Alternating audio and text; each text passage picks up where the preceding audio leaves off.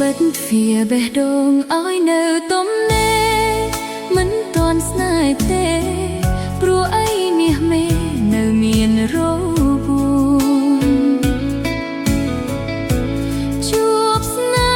ហ៍ទីមួយគឺស្នេហ៍បោកប្រាស់សែនឈឺចាប់ណាស់មិនទាន់ជាឡើយ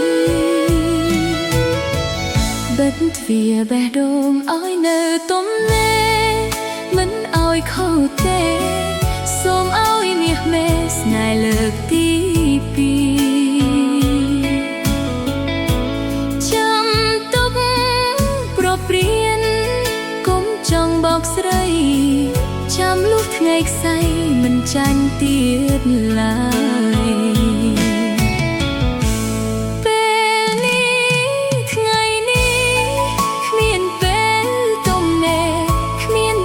ចង់ស្នេហ៍ជាមួយអ្នកណាលៀងរបួសចាស់ជាសាពេលណាទើបហ៊ានវាចាបើកទ្វារបេះដូង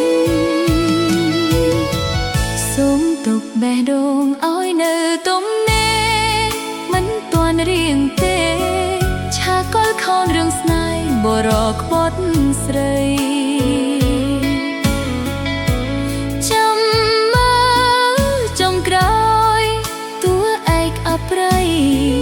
យំដោយដៃស្រីទើបប្រុសដឹង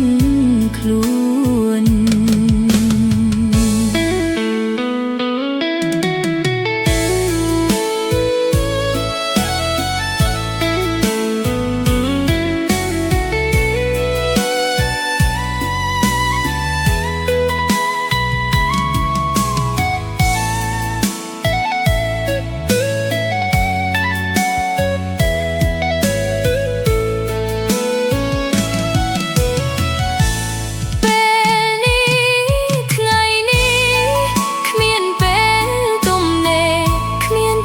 ចង់ស្នេហ៍ជាមួយអ្នកណា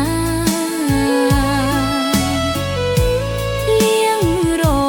បួសចាស់ជាសាពេលណាទើបហ៊ានវាចាបើកទ្វារបេះដូងសូមទុកបេះដូងឲ្យនៅទំនេរមិនទាន់រៀងទេឆាកលខនរឿងស្នេហ៍បរោះក្បត់ស្រី